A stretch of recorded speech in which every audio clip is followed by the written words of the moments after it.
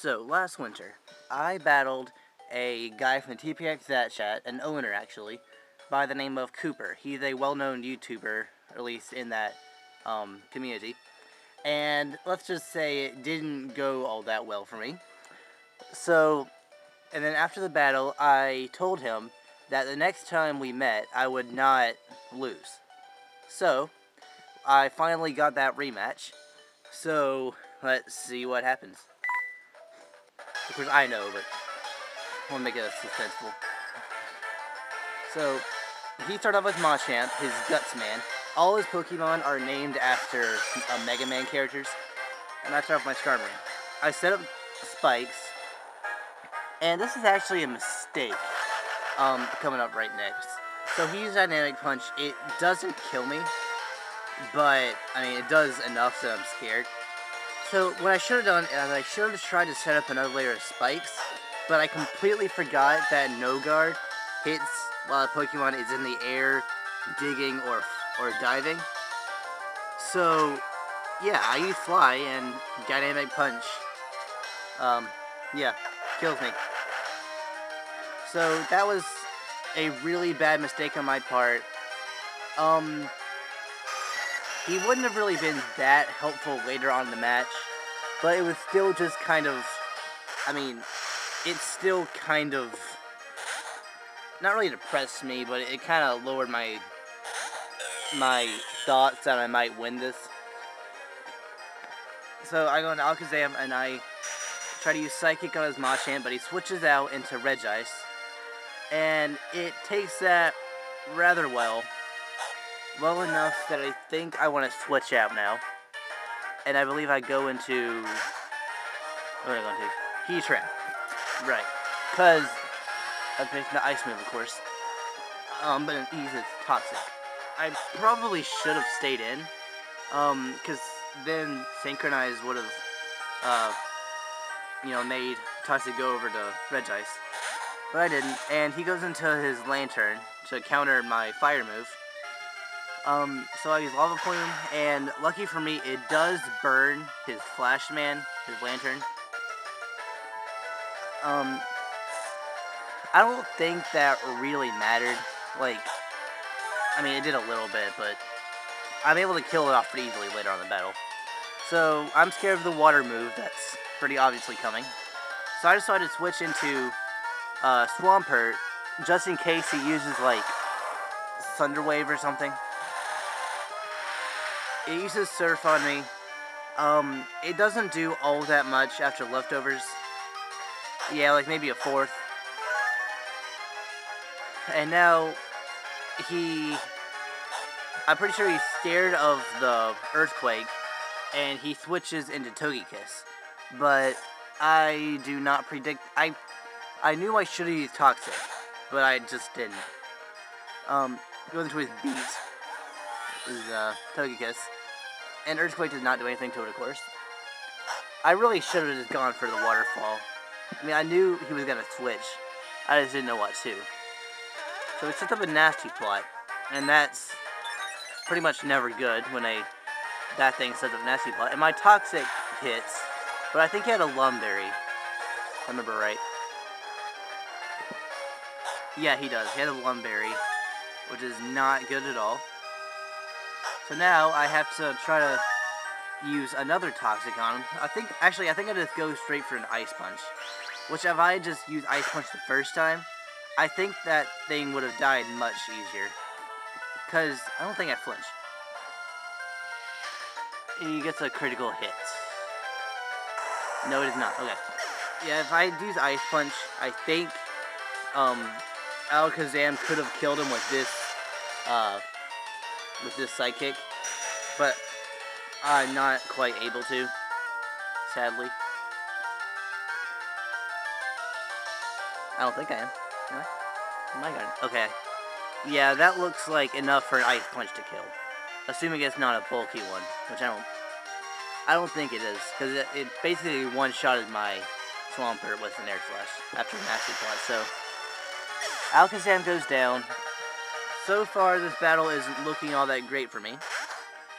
And I was hoping Dragonite would be faster, and I am. But I don't Actually, I think this kills.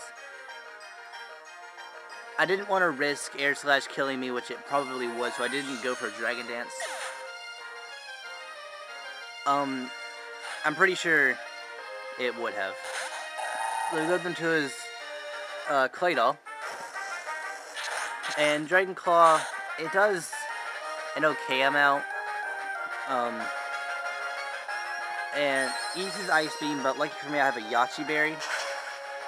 And it makes it so that I don't quite die from the Ice Beam. It's enough for 2-hit KO, but I don't quite die this turn. I really should have just gone for a Dragon Dance to start with. Because I don't know what I was thinking it could have done to actually kill me. So I switched into Heatran, thinking I would be faster, forgetting that I had a minus speed nature. I thought it was minus special defense, but it was minus speed.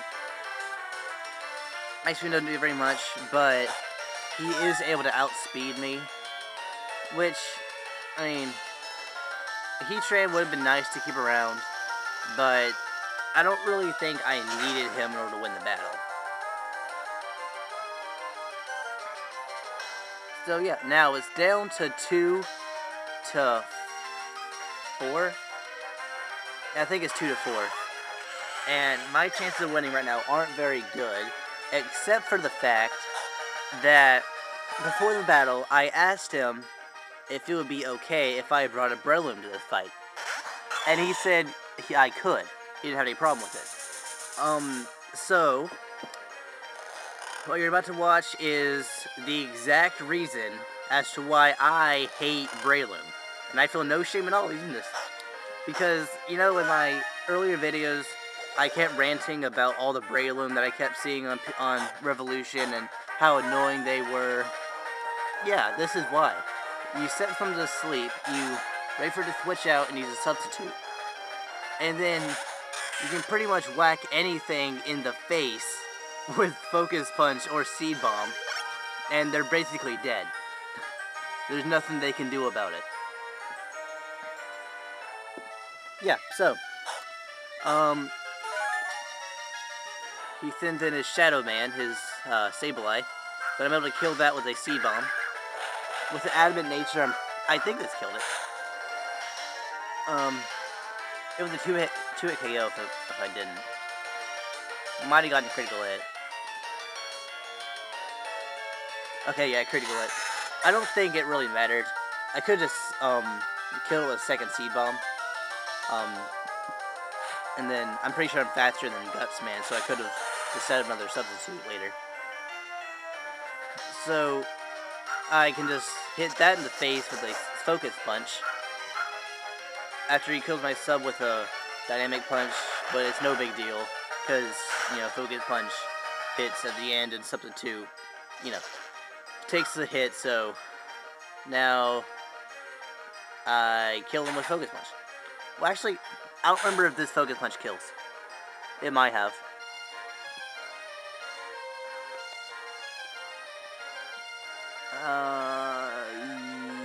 Yeah, it did.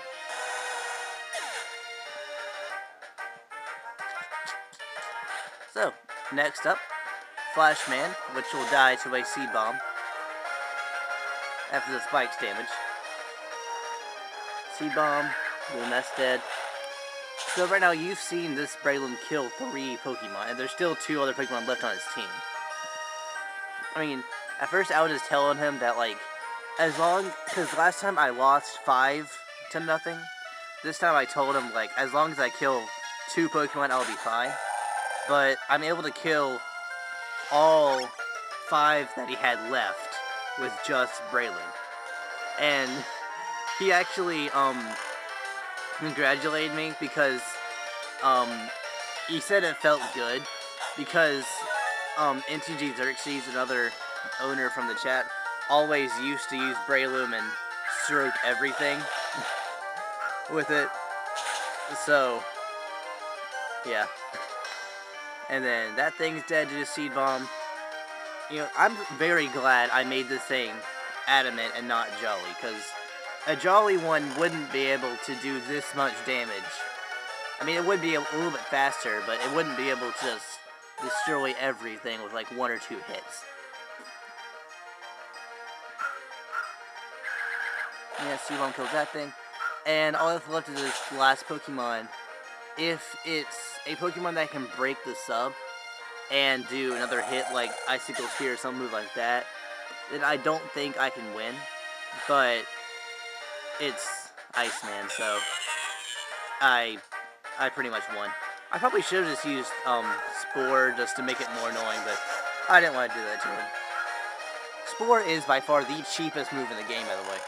Considering it, at the 100 accuracy, you can use it like, I think 15 times, and it automatically puts your opponent to sleep. I think that move should be banned, personally, because, I mean, Sleep Powder and Hypnosis have less than 80 accuracy. And I don't think there's any other than Confuse Ray move that does a static condition that has 100 accuracy. And Sleep is by far the worst static condition. So, yeah. That's actually going to be my question of the day today. What do you think is the most annoying move ever? I said mine is Spore.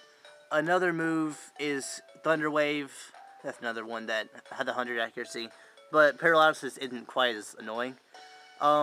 Confuse Ray is also annoying. Stone Edge. Stone Edge is annoying because it always misses for me. So, yeah, good game, Cooper. I hope we can have a tiebreaker sometime. So, yeah, rate, comment, subscribe, check out his channel. Bye.